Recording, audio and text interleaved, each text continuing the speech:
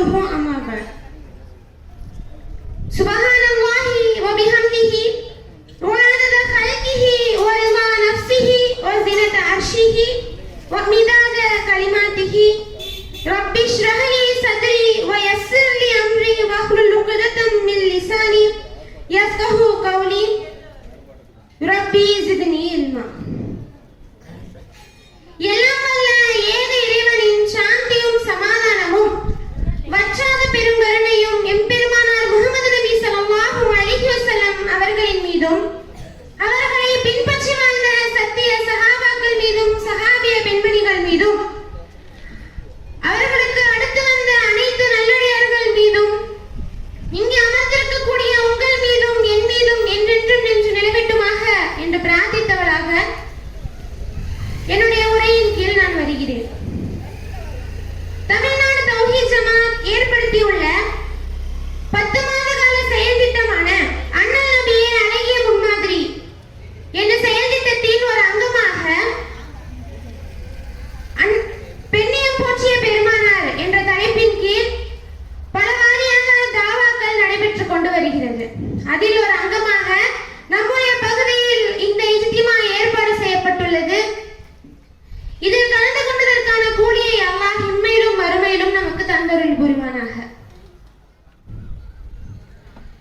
ஒரு பெண் தன்னுடைய வாழ்க்கையில் அவள் முக்கியமாக வகிக்கக்கூடிய சில உறவு முறைகளை பற்றி அல்லாஹ்வும் அவருடைய தூதரும் அழகிய முறையில் தன்னுடைய குர்ஆனிலும் ஹதீஸ்களிலும் கூறியிருக்கிறார்கள். அதை உங்கள் முன் கூறும் விதமாகவே தாயாக, தாரமாக, மகளாக என்ற தலைப்பு எனக்கு வழங்கப்பட்டுள்ளது. அல்ஹம்துலில்லாஹ்.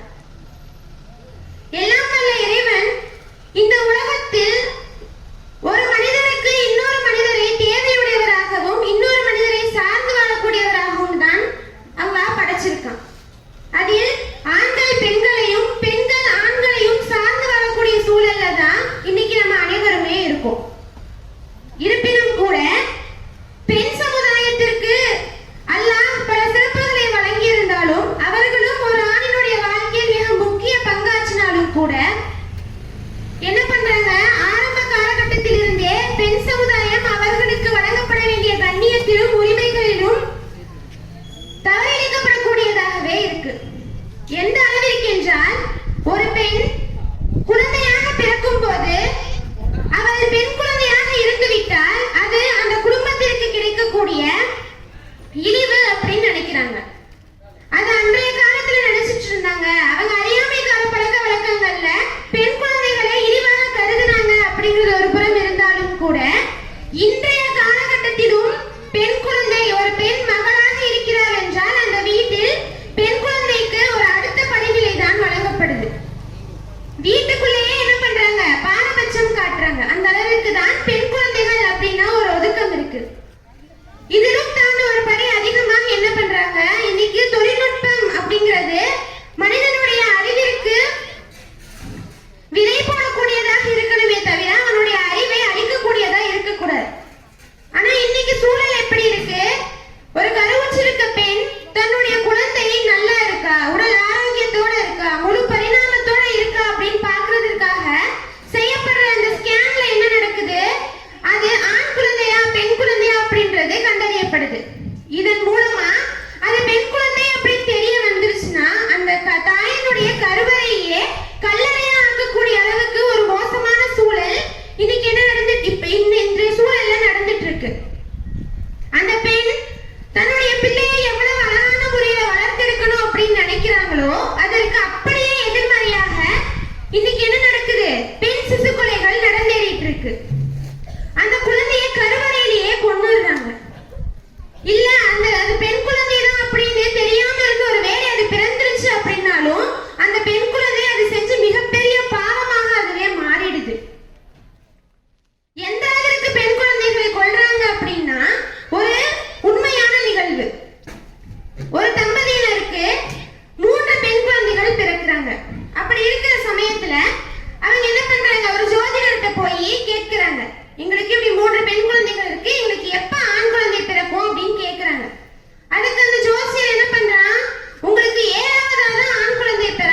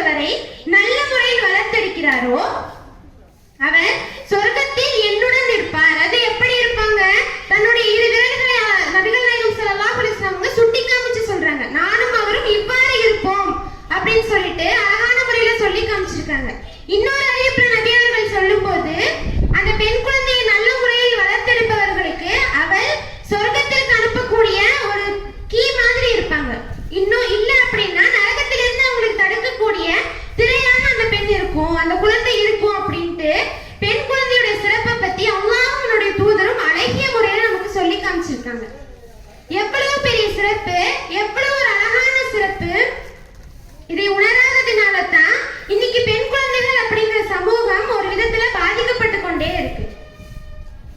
அது மட்டும் இல்லாம இப்படி ஒரு புறம் பெண் குழந்தைகளை இழிவாகவும் அவங்க ஒரு சாபமாகவும் நினைக்கிறவங்களுக்கு மத்தியில இன்னொரு கூட்டத்தார் இருக்காங்க.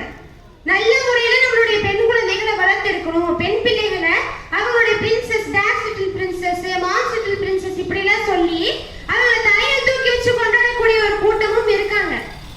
ஆனா அவங்க என்ன பண்றாங்க, தன்னுடைய பிள்ளை இம்மை வாழ்க்கையை ஜெயிக்கணும் அப்படின்றதுக்காக அவங்களுடைய மறுமை வாழ்க்கையை வீணாக்கிட்டு இருக்காங்க.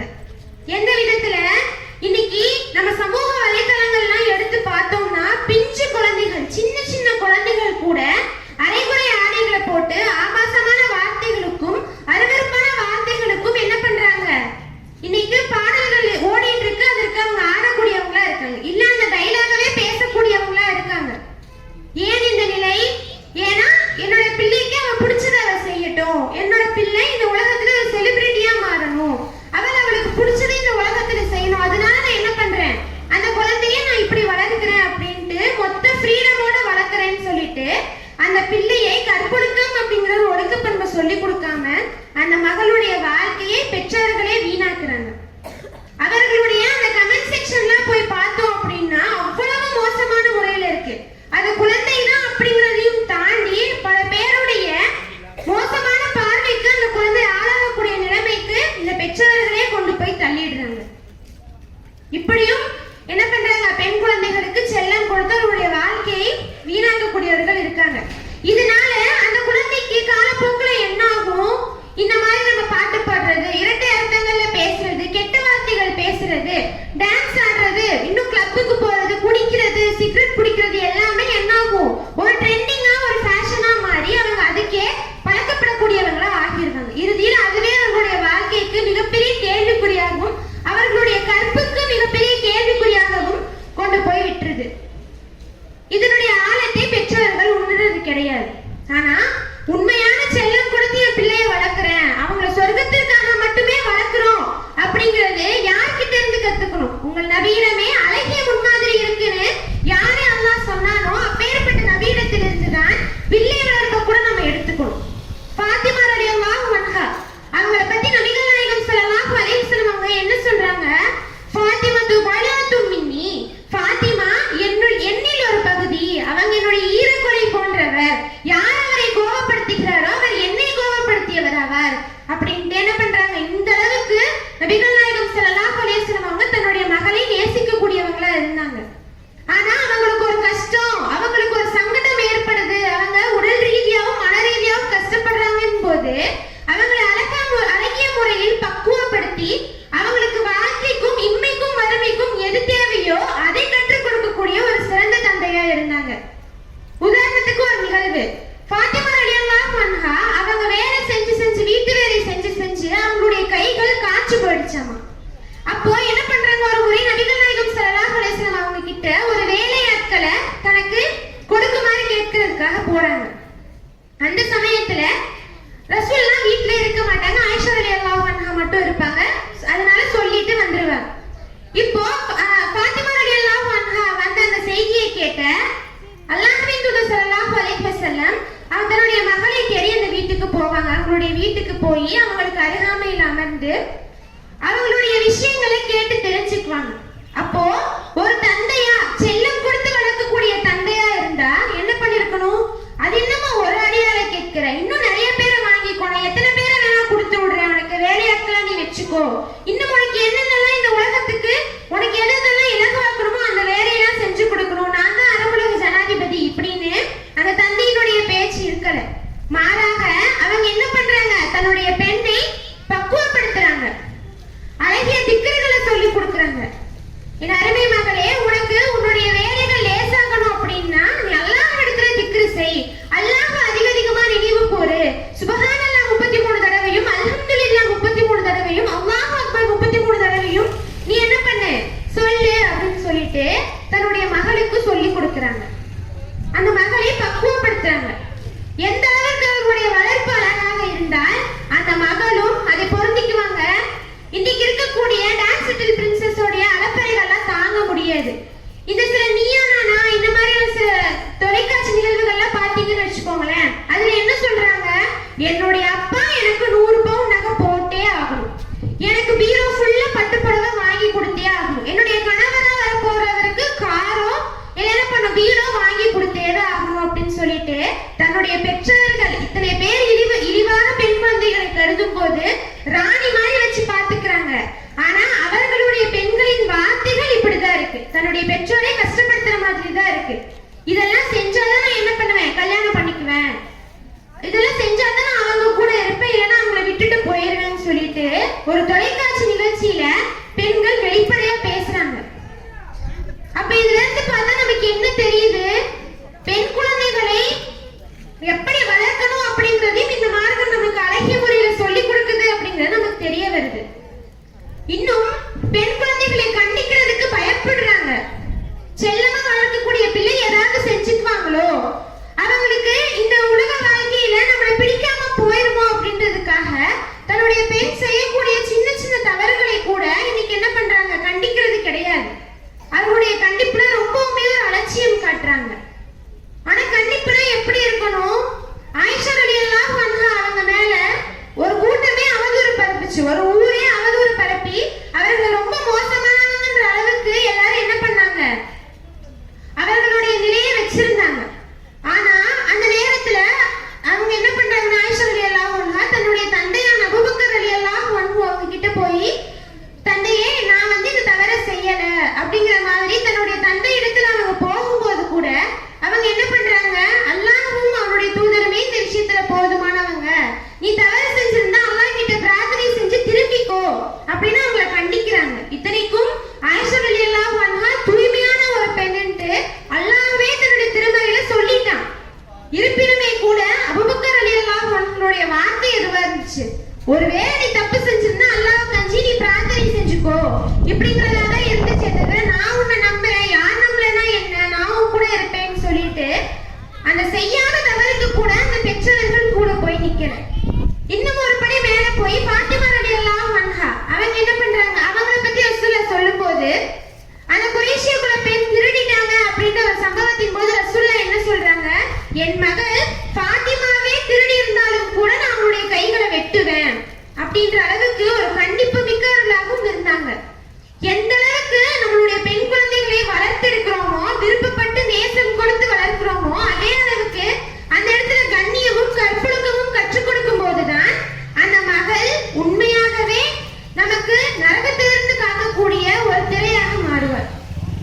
இதை தன்னுடைய வாழ்க்கையை செயல்படுத்தக்கூடியவர்களாக தான் அன்றைக்கு வாழ்ந்தவர்களும் நபிகள் நாயகம் ஸல்லல்லாஹு அலைஹி வஸல்லம் அவங்களும் இருந்தாங்க. அடுத்ததாக என்ன, ஒரு பெண் மனைவி அப்படிங்கிற அந்தஸ்து அடையும் போது அவருடைய வாழ்க்கையில் ஏற்படக்கூடியதை பற்றி அல்லாஹ்வுடைய தூதரும் என்ன சொல்றாங்கன்னா, எப்படி ஒரு பெண் மகளாக இருக்கும் போது அவள் ஒரு நல்ல பெண்மணியா, ஒரு முஃமினான பெண்மணியா இருந்தால் அந்த பெற்றோருக்கு அவர் ஒரு பொக்கிஷமாக பார்க்கப்படுவாளோ, அதே போல்தான் ஒரு மனைவி, ஒரு பெண் ஒரு சிறந்த மனைவியாக இருந்துட்டாங்க அப்படின்னா அது அவருடைய கணவனுக்கு கிடைத்த மிகப்பெரிய ஒரு செல்வம் அப்படின்னு நபிகள் நாயகம் ஸல்லல்லாஹு அலைஹி வஸல்லம் அவங்க சொல்லி காமிக்கிறாங்க. இன்னைக்கு ஒரு பெண்ணை தேர்ந்தெடுக்கணும், தன்னுடைய மனைவியா தேர்ந்தெடுக்கணும்னா ஆண்கள் விதிக்கக்கூடிய விதிமுறைகள்லாம் என்னென்ன, அந்த பொண்ணு நல்லா அழகா இருக்கணும், நல்ல கலரா இருக்கணும், நல்ல செல்வந்தரா இருக்கணும், நல்ல ஃபுல் ஸ்டேட்டஸ்ல இருக்கக்கூடிய ஒருத்தவங்களுடைய பொண்ணா இருக்கணும் அப்படிங்கிற மாதிரி தான் இன்னைக்கு என்ன பண்ணுவாங்க,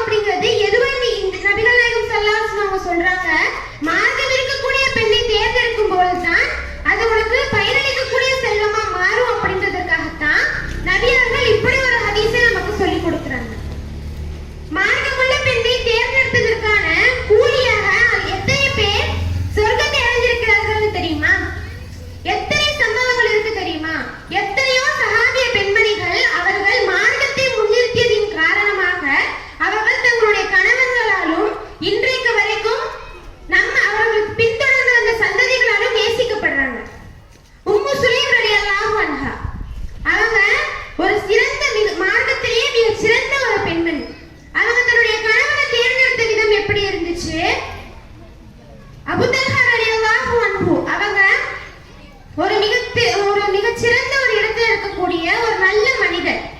அவர்களுடைய அந்தஸ்து அப்படிங்கிறது அவர்கள் மார்க்கத்தை ஏற்பதற்கு முன்பாகவே ஒரு நல்ல முறையில தான் இருந்துச்சு.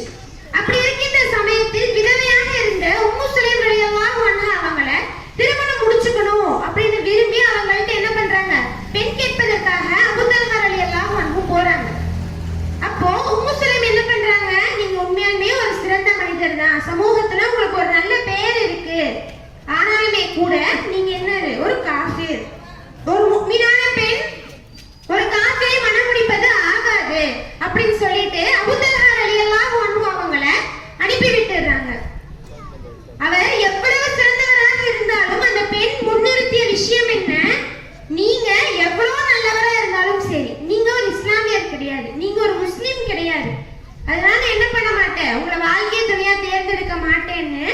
விதவை பெண்ணா இருக்கவங்க எவ்வளவு கஷ்டத்துல இருப்பாங்கன்னு தெரியும். அந்த நேரத்துல கூட உம்மு சுலைம் ரலியல்லாஹு அன்ஹா அந்த வாழ்க்கையை வேண்டாம், நீங்க காஃபிரா இருந்தா எனக்கு வேணாம் அப்படின்னு என்ன பண்ணாங்க, திட்டவட்டமா அறிவிச்சிட்டாங்க. உடனே 3 நாட்கள்ல அபூ தல்ஹா ரலியல்லாஹு அன்ஹு என்ன பண்றாங்க, இஸ்லாத்தை ஏத்துட்டு வராங்க. இஸ்லாத்தை ஏத்துட்டு வர அந்த சமயத்துல அந்த பெண் உம்மு சுலைம் ரலியல்லாஹு அன்ஹா அவங்கள அழகான முறையில திருமணம் செஞ்சுக்கிறாங்க. திருமணம் செஞ்சுட்டு அவங்க இஸ்லாத்தை ஏத்துக்கிட்டதையே மகராகவும் வாங்கிக்கிறாங்க. நபி அவர்கள் சொல்லும் போது இந்த வரலாற்றிலேயே ஒரு சிறந்த மகரை உம்மு சுலைம் ரலியல்லாஹு அன்ஹா தான் கேட்டிருக்காங்க அப்படின்னு ரசூலுல்லாஹ்வே அவங்க என்ன பண்ணிருப்பாங்க, பாராட்டியிருப்பாங்க. அந்த அளவுக்கு அந்த பெண்ணினுடைய உறுதி இந்த மார்க்கத்தின் ரீதியா இருந்துச்சு. அடுத்து யாரு, உம்மு தர்தா ரலியல்லாஹு அன்ஹா. அவங்களுடைய மார்க்க பண்பு எப்படி இருந்துச்சு, மார்க்கத்தின் மீது இருந்த நேசம் எப்படி இருந்துச்சு. அபூ தர்தா ரலியல்லாஹு அன்ஹு அவங்களுக்கு ரொம்ப விருப்பமான பைருஹா அப்படிங்கிற தோட்டத்தை, சொர்க்கத்தில் இருக்கக்கூடிய ஒரு மரத்திற்காக நான் இந்த தோட்டத்தை வித்துட்டேன் அப்படின்னு தன்னுடைய மனைவியிடத்தில் வந்து சொல்லும் போது கூட உம்மு தர்தா ரலியல்லாஹு அன்ஹா என்ன பண்ணாங்க, நீங்கள் ஒரு சிறந்த வியாபாரத்தையே செஞ்சுட்டீங்க அப்படின்னு தன்னுடைய கணவரோட சேர்ந்து என்ன பண்ணாங்க, அந்த வீட்டை விட்டு வெளியேறினாங்க. அவங்க இருந்த அந்த இடத்தை விட்டு வெளியேறினாங்க. அப்போ அந்த கணவருக்கு எவ்வளவு மகிழ்ச்சியா இருந்திருக்கும், நம்மளுடைய மனைவி உறுதுணையா இருக்கிறாங்க அப்படின்னு நினைக்கும் போதே எவ்வளவு சந்தோஷமாக இருந்திருக்கும். இப்படித்தான் அன்றைய காலத்து பெண்கள் இருந்தாங்க. அதை விட ஒரு மிகச்சிறந்த ஒரு வேலையை வந்து என்ன பண்ணிருப்பாங்க, ஒரு பெண்மணி செஞ்சிருப்பாங்க. நுசைபா பின் கஅப் இவங்க என்ன பண்ணாங்கன்னா, உஹது போரின் போது தானும் தன்னுடைய கணவன் தன்னுடைய 2 பிள்ளைகளோட என்ன பண்றாங்கன்னா அந்த போர்க்களத்துல கலந்துக்கிறாங்க. அந்த சமயத்துல போர்க்களத்துல என்ன ஆகுது, நிறைய குழப்பங்கள் ஏற்படுது. உஹது போரின் மீது சில நபித்தோழர்களை ரசூலுல்லாஹ் வந்து நியமிச்சு போயிருப்பாங்க. நீங்க ஜெயிச்சிட்டோம் அப்படின்னு தெரிஞ்சாலுமே கூட, இல்ல ரசூலுல்லாஹ் கொல்லப்பட்டாங்க அப்படின்னு தெரிஞ்சாலும், கனிமத் பொருட்கள் தெரிஞ்சாலும் நீங்க கீழே வந்துடாதீங்க, பல கட்டுப்பாடுகளோட என்ன பண்றாங்க, அந்த இடத்துல இருங்க, அந்த உஹது மலையின் மீது இருங்கன்னு சொல்லிட்டு ரசூலுல்லாஹ் கட்டளை போட்டு அந்த போர்கள் நடந்துட்டு இருக்கு. இந்த நேரத்துல பெரிய குழப்பம், ரசூலுல்லாஹ் மரணிச்சிட்டாங்க அப்படின்னு சொல்லப்படக்கூடிய ஒரு மிகப்பெரிய ஒரு குழப்பம் ஏற்படுது. இதனால மலையில இருந்தவர்கள் என்ன பண்றாங்க, இறங்கி அங்கங்க ஓட ஆரம்பிக்கிறாங்க. ரசூலுல்லாஹ்வை தேடி சிலர் என்ன பண்றாங்க, போர்க்களத்தை விட்டு வெளியே போற அளவுக்கு என்ன பண்றாங்கன்னா அந்த போர்க்களத்தை விட்டு ஓடுறாங்க. அப்போ இந்த நுசைபா அப்படின்னு சொல்லப்படுற இந்த பெண்மணி என்ன பண்றாங்கன்னா, அந்த உஹது போர்க்களத்துல அவ்வளவு குழப்பங்கள் நடக்குது, காஃபிர்களுடைய படை திருப்பி வந்துட்டு இருக்கு. அப்படி இருந்துமே கூட அந்த பெண் ரசூலுல்லாஹ்வை தேடி ஓடி வராங்க. அல்லாஹ்வின் தூதர் எங்க, அவர் மரணிச்சிட்டாங்களா, நான் உங்களை பார்க்கணுமேன்னு சொல்லிட்டு அந்த பெண் நாலாபுறமும் தேடி ரசூலுல்லாஹ்வை தேடி ஓடுறாங்க.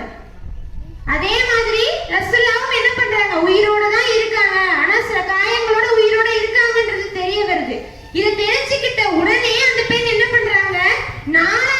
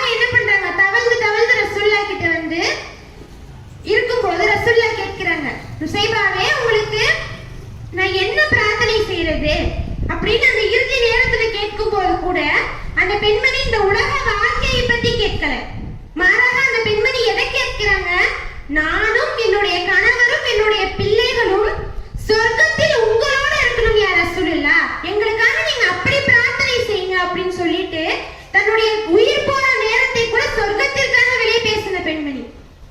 ரசூல்லா கிட்ட போய் பிரார்த்தனை செய்ய சொல்றாங்க. அதே போல் ரசூல்லாவும் என்ன செய்யறாங்க, அவர்களுக்காக பிரார்த்தனை செஞ்ச சம்பவம் அப்படிங்கிறது ரொம்பவே தாக்கத்தை ஏற்படுத்தக்கூடியதா இருக்கு. இன்னைக்கு யாராவது இப்படி இருப்போமா? ஏதாவது ஒரு கஷ்டத்துல கணவன் கூட இருக்கணும் அப்படின்னா முதல்ல விரண்டோடுறது இன்னைக்கு மனைவிமார்களா தான் இருப்பாங்க. இல்லைன்னா அவங்கள பிளேம் பண்றது மனைவிமார்களா தான் இருப்பாங்க. நபிகள் நாயகம் ஸல்லல்லாஹு அலைஹி வஸல்லம் அவங்களுக்கு வஹி வந்த சமயத்துல அவங்களுடைய பதட்டமும் பயமும் எந்த அளவுக்கு இருந்தது. ஆனா அவங்க முதல்ல தேடி ஓடி வந்தது யாரு? அவங்க ஃப்ரெண்ட்ஸவா? இல்ல அவங்க கூட இருந்த சித்தப்பா பெரியப்பா பிள்ளைங்களவா? கிடையாது. ரசூல்லா முதல்ல அவங்க தேடி ஓடி வந்தது தன்னுடைய மனைவியான கதீஜா ரலியல்லாஹு அன்ஹா. அவங்களுக்கு கிடைச்ச ஆறுதல் மாதிரி ரசூலுல்லாஹ்க்கு கண்டிப்பா எங்கேயுமே கிடைச்சிருந்திருக்காது. போய் அவ்வளவு பயந்து போய் தன்னுடைய கணவர் இப்படி வரும்போது அவர்களை போர்த்தி அவர்களை என்ன பண்றாங்க, சாந்தப்படுத்துறாங்க. என்ன சொல்றாங்க, அல்லாஹ் உங்களை இழிவுபடுத்த மாட்டான், நீங்க அந்த மாதிரியான தவறுகளை செய்யறவங்க கிடையாது, நீங்க உறவுகளை பேணி வாழ்றீங்க, ஏழைகளுக்கு உதவி செய்றீங்க, கஷ்டப்படுறவங்களுக்கு உதவி செய்றீங்க, அல்லாஹ் உங்களை ஒருபோதும் இழிவுபடுத்த மாட்டான் அப்படின்ட்டு கதீஜா ரலியல்லாஹு அன்ஹா ஒரு சிறந்த மனைவியா இருந்து தன்னுடைய கணவரை தேற்றினாங்க. அதன் காரணமாகத்தான் அவங்க மரணிச்சுமே கூட அவர்களுக்கு 10-11 மனைவிகள் நபியவர்களுக்கு வந்த பிறகுமே கூட கதீஜா ரலியல்லாஹு அன்ஹா அவர்களை நினைவு கூறக்கூடியவர்களாகவே இருந்தாங்க. அவர்களுடைய குரல் உட்பட நபி அவர்களுக்கு என்ன பதிஞ்சு போயிருந்துச்சு. அவ்வளவு நேசம் எதன் காரணமா இருந்துச்சு? அந்த மார்க்கத்தோட தன்னுடைய கணவனுக்கு செய்ய வேண்டிய பணிவிடைகளை அந்த பெண்கள் சரியான முறையில் செஞ்சனால்தான் இந்த அளவிற்கான நேசத்தை அல்லாஹ் என்ன பண்ணிருக்கான், அவர்களுக்கு மத்தியிலே ஏற்படுத்தி கொடுத்திருக்கான். இதுதான் ஒரு சிறந்த மனைவிக்கான ஒரு அடையாளம். இன்னைக்கு என்ன பண்றாங்கன்னா செல்வத்திற்கு மட்டுமே முக்கியத்துவம் கொடுத்து பல பேர் ஒழுக்க பண்புகளையும் சரியான ஒரு பக்குவம் பெறாத பெண்களின் மீதும் தங்களுடைய வாழ்க்கையை இழக்கக்கூடியவர்களா இருக்காங்க. ஆனா இந்த மார்க்கம் என்ன சொல்லுது? அல்லாஹ்வின் தூதர் ஸல்லல்லாஹு அலைஹி வஸல்லம் என்ன சொல்றாங்க? அத்துன்யா, இந்த உலகம் என்பதோ மத்தாவும், இது ஒரு அலங்காரமாகும். வகைரு மத்தாய் துன்யா, இந்த உலக அலங்காரங்களிலேயே மிக சிறந்தது என்ன தெரியுமா? அல் மராத்து சாலிஹா, அதாவது ஒரு நல்ல பெண்மணி தான் இந்த உலக அலங்காரங்களிலேயே செல்வங்களே மிகச்சிறந்த செல்வம்னு சொல்றாங்க. ஆனா இன்னைக்கு மார்க்கமுள்ள பெண்களை தேர்ந்தெடுப்பதற்கு தான் என்ன பண்றாங்கன்னா பல பேர் யோசிக்க கூடியவர்களா இருக்காங்க. மார்க்கம் படிச்ச ஆலிமா பெண்களா சில பேருக்கெல்லாம் கிடைச்சாலுமே கூட அவங்க என்ன பண்ணுவாங்க, அவ நிறைய ரூல்ஸ் பேசுவாங்க, நம்மளால என்ன பண்ண முடியாது, இருக்க முடியாது, அவங்களை கட்டிட்டுனா வாழ முடியாதுன்னு அவர்களுக்கு வாழ்க்கை கொடுப்பதற்கு இன்னைக்கு பெரும்பான்மையானோர் யோசனை செய்யக்கூடியவர்களா இருக்காங்க.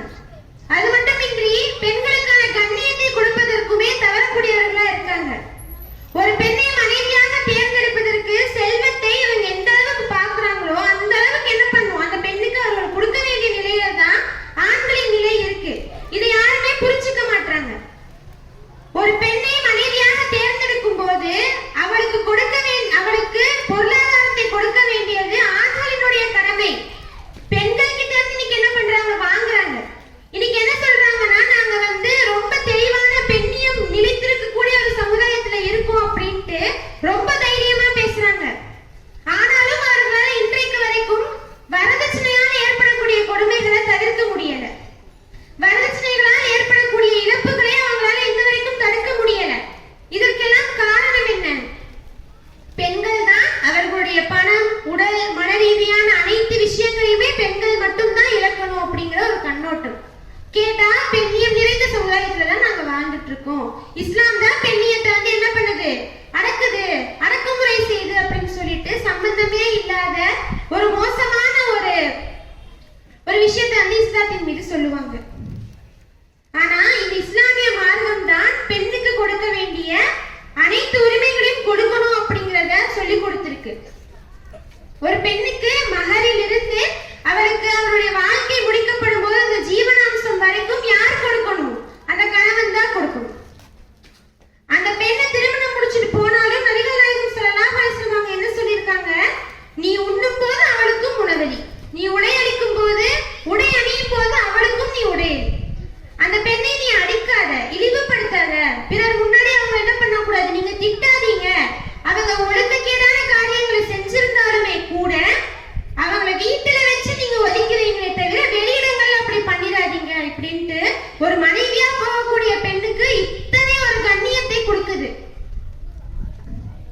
இப்படிதான் இஸ்லாமிய மார்க்கம் பெண்ணியத்திற்கு ஒவ்வொரு முறையுமே உயிரோட்டம் தரக்கூடியதாகவே இருக்கு. இன்னைக்கு பெரும்பான்மையானோர் தங்களுடைய கணவனின் மீது, அதாவது பெண்கள், இஸ்லாமிய பெண்களே என்ன பண்றாங்கன்னா, இவ்வளவு உரிமைகளை என்னுடைய கணவன் கிட்ட கொடுத்திருக்கே அப்படின்றதுக்காக அதை அத்துமீறக்கூடிய பெண்களும் இன்னைக்கு அதிகமான பேர் இருக்காங்க. எப்படியே ஒவ்வொரு விஷயங்களையுமே ஒரு பெண் என்பவள் இந்த மரணத்தும் குளிக்கத் மின்னல, அவள் ஒரு வளைந்த விநாயகரிடமிருந்து தான் படைக்கப்பட்டிருக்கிறாள். அவள் என்ன பண்ணிடுறத நிமிர்த்தணும்னு நினைக்காத. நிமிர்த்தணும்னு நினைச்சீங்க அப்படின்னா நீங்க அதை உடைச்சிடுவீங்க. அவளை உடைப்பது என்பது அவளுக்கு நீங்க தலாக் கொடுப்பதாகும் அப்படின்னு சொல்லிட்டு ரசூலுல்லாஹி ஸல்லல்லாஹு அலைஹி வஸல்லம் அவங்க ஒரு விஷயத்தை நமக்கு கற்றுக் கொடுக்குறாங்க. இப்படியாக பெண்களுக்கு இத்தனை விஷயங்களை செஞ்சு கொடுத்தாலுமே கூட பெண்கள் மனைவிகளா இருக்கக்கூடிய பெண்கள் கூட இன்னைக்கு தங்களுடைய உரிமைகளை பத்தி சரியான முறையில புரிஞ்சுக்காம, கணவனுக்கு எந்த அளவுக்கு கண்ணியம் கொடுக்கணும் அப்படிங்கறத தெரிஞ்சுக்காம, இஸ்லாமிய மார்க்கம் எங்களுக்கு இவ்வளவு கண்ணியம் கொடுக்குதுல, இவ்வளவு விஷயங்களை நீங்க தான் பொறுத்து போகணும்னு சொல்லுதுல, அப்ப நீங்க பொறுத்து போகன்ட்டு கணவன்மார்களை தொல்லை தரக்கூடியவர்களா இருக்காங்க. அவங்க கஷ்டப்படுத்தக்கூடியவங்களா இருக்காங்க. பொருளாதாரம் ரீதியாகவும் சரி, அவர்களுடைய ஆடை அலங்காரங்கள் ரீதியாகவும் சரி, நீங்க தான் எனக்கு உணவளிக்கணும், நீங்க தான் எனக்கு உடையளிக்கணும்ன்ற பேர்ல என்ன பண்றாங்க, பலவிதமான இன்னல்களை தங்களுடைய கணவன்மார்களுக்கு கொடுக்கக்கூடியவர்களா இருக்காங்க. ஆனா மனைவிகளா இருக்கவங்களும் புரிஞ்சுக்க வேண்டிய ஒரே ஒரு விஷயம் என்ன, கணவன்மார்களுக்கு அதிகமான அளவுல நம்ம என்ன பண்ணணும், கண்ணியம் கொடுக்கணும், அவர்களிடத்துல பணிவான முறையில நடந்துக்கணும் அப்படிங்கிறது தான் இந்த இஸ்லாமிய மார்க்கம் சொல்லி கொடுக்கிறது. உங்களுக்கு உரிமைகளை கொடுத்துட்டா நீங்க என்ன பண்ணக்கூடாது, தலைக்கு மேலே ஏறி ஆடக்கூடாது அப்படிங்கிற ரீதியாகவும் நபிகள் நாயகம் ஸல்லல்லாஹு அலைஹி வஸல்லம் எதை சொல்லி கொடுத்திருக்காங்க, அல்லாஹ்விற்கு அடுத்து ஒருவருக்கு சிரம்பணிவதாக இருந்தால் அது கணவனுக்கு தான் செய்யணும் அப்படின்ற அளவுக்கு ஒரு கண்ணியத்தை கொடுத்திருக்காங்க. ஆனா அது நடைமுறையில இல்ல. சிரம்பணிய கூடாது, அல்லாஹ்வை தவிர வேற யாருக்கும் சிரம்பணிய கூடாது. இருப்பினும் கூட ஒருவருக்கு அல்லாஹ்வுக்கு அடுத்து ஒருத்தருக்கு சிரம்பணியணும்னா பெத்தவங்களுக்கோ கூட பிறந்தவங்களுக்கோ இல்ல ஃப்ரெண்ட்ஸுக்கோ சொந்தக்காரங்களுக்கோ செய்யணும்ன்ற சொல்ல உங்களுடைய கணவன்மார்களுக்கு தான் செய்யற மாதிரி இருக்கும் அப்படின்றாங்க. அப்ப இந்த வார்த்தையில நம்ம எதை புரிஞ்சுக்கணும், கணவன்மார்களுக்கு எந்த அளவுக்கு கண்ணியத்தை கொடுக்கணும் அப்படிங்கறத புரிஞ்சுக்கணும். இதுதான் ஆரம்பத்தில் சொன்ன மாதிரி அவர்கள் நமக்கு ஆடைகளாகவும் நாம் அவர்களுக்கு ஆடைகளாகவும் இருக்கணும். இப்படிதான் ஒருவரை ஒருவர் சார்ந்து வரக்கூடிய சூழ்நிலை இந்த உலகத்திலே ஏற்படுது. அடுத்து என்ன, ஒரு பெண் மகளாக மனைவியாக ஆகி அவளுடைய அந்தஸ்து மிகவும் உச்சத்திற்கு போகக்கூடிய ஒரு நிலை எது அப்படின்னா அதுதான் தாய்மை. ஒரு பெண் தாய்மை நிலையை அடையும் போதுதான் அவளுக்கான அந்தஸ்து இன்னும் பல மடங்கு உயர்கிறது. அல்லாஹ் சொல்லும் போது, உங்களுடைய தாய் உங்களை பலவீனத்திற்கு மேல் பலவீனமாக உங்களை சுமந்தால் இன்னும் அது உங்களுடைய பால்குடி பருவம் என்பது 2 வருடங்கள் ஆகும். எனவே எனக்கு நன்றி செலுத்துங்கள், இன்னும் உங்களுடைய பெற்றோர்களுக்கும் என்ன பண்ணுங்க, தாய் தந்தையர்களுக்கும் நன்றி செலுத்துங்கள் அப்படின்ட்டு அல்லாஹ் சுப்ஹானஹு வ தஆலா தன்னுடைய திருமறையில சொல்லி காமிச்சிருக்கான். ஏன் இப்படி அல்லாஹ் சொல்லியிருக்கான், இந்த உலகத்தை படைத்து காத்து பராமரிச்சு நமக்கு தேவையான அனைத்து விஷயங்களையும் கொடுக்கிறது அல்லாஹ், நம்மளுடைய தாய் தந்தையர்களை கொடுக்கிறதும் அல்லாஹ் தான்.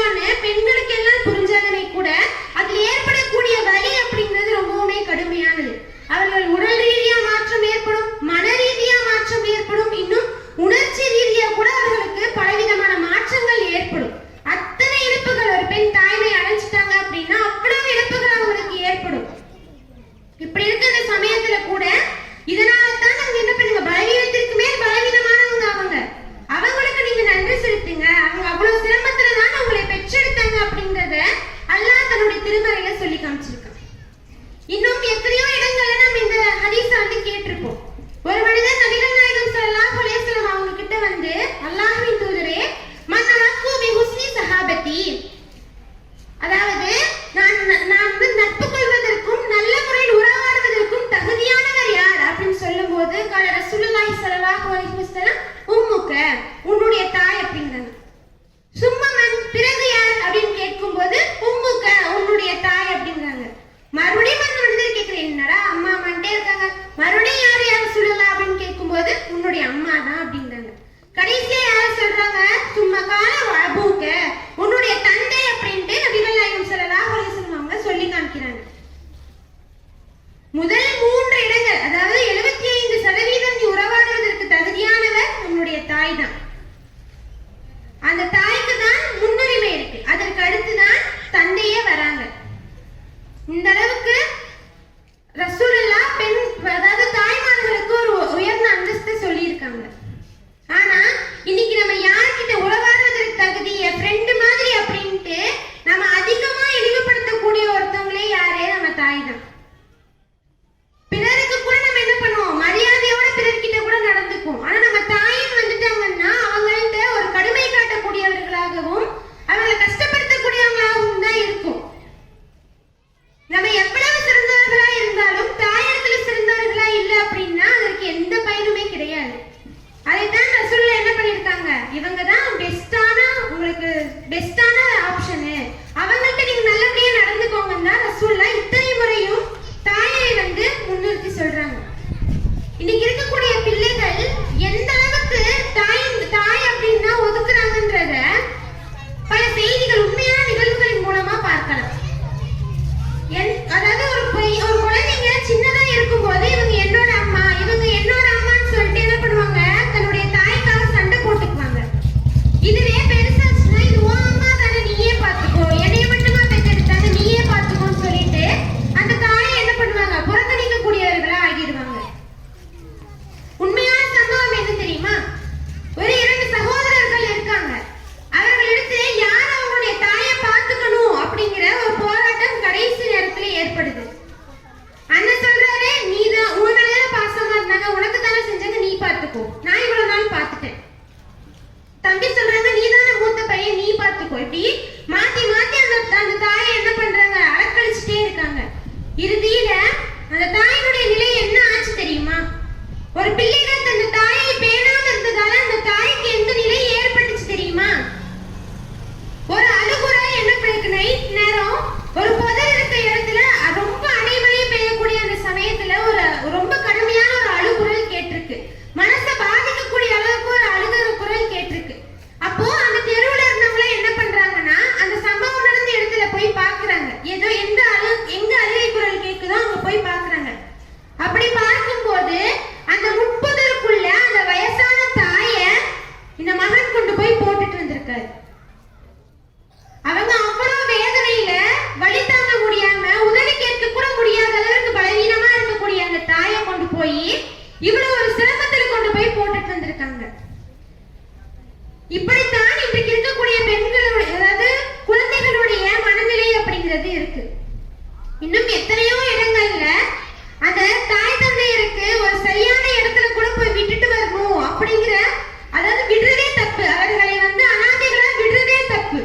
ஆனா இவங்க என்ன பண்றாங்க, ரயில்வே ஸ்டேஷன்ல, பஸ் ஸ்டாண்ட்ல, பொதுமக்கள் அதிகமா இருக்கக்கூடிய இடங்கள்ல அப்படியே கொண்டு வந்து தன்னுடைய தாயையும் தந்தையையும் அனாதைகளாக, ஆதரவற்றவர்களாக விட்டுட்டு போயிடுறாங்க. இந்த அளவுக்கு ஒரு மோசமான நிலை அந்த தாய்க்கு இன்னைக்கு ஏற்படுதுன்னா இதற்கெல்லாம் காரணம் என்ன, அவர்கள் தன்னுடைய தாயை, அவர்களுடைய வலியை உணராததின் காரணம் தான்.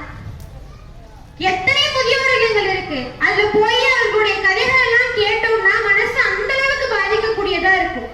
நான் ரொம்ப ஆசையா வளர்த்தேன், நான் ரொம்ப பாசமா வளர்த்தேன், என்னுடைய மகனும் என்னுடைய மகளும் கொண்டு வந்து நீ இங்க விட்டுட்டு போயிட்டாங்க, இங்க நீ அடிக்கிறாங்க, எனக்கு உணவு கிடைக்க மாட்டேங்குது, சரியான முறையில் என்னை பராமரிக்கிறது கூட ஆள் இல்லைன்னு சொல்லிட்டு அந்த தாயினுடைய கண்ணீர் அவ்வளவு பாதிப்பை ஏற்படுத்தக்கூடியதா இருக்கு.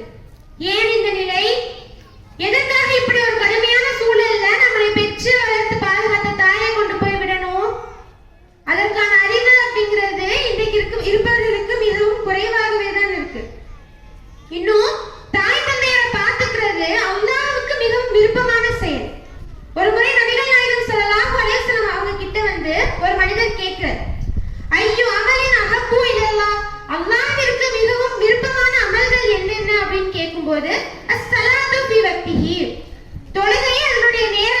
நிறைவேற்றுவது. வபர்ருல் வாலிதைன், இன்னும் பெற்றோர்களுக்கு நல்லுபகாரம் செய்வது. அடுத்தது என்ன? அல் ஜிஹாது ஃபீ சபீலில்லாஹ், அல்லாஹ்வின் பாதையில் ஜிஹாது செய்வதுதான் அல்லாஹ்வுக்கு விருப்பமான செயல்கள் அப்படின்னு சொல்லிட்டு நபிகள் நாயகம் ஸல்லல்லாஹு அலைஹி வஸல்லம் அவங்க சொல்லி காமிக்கிறாங்க.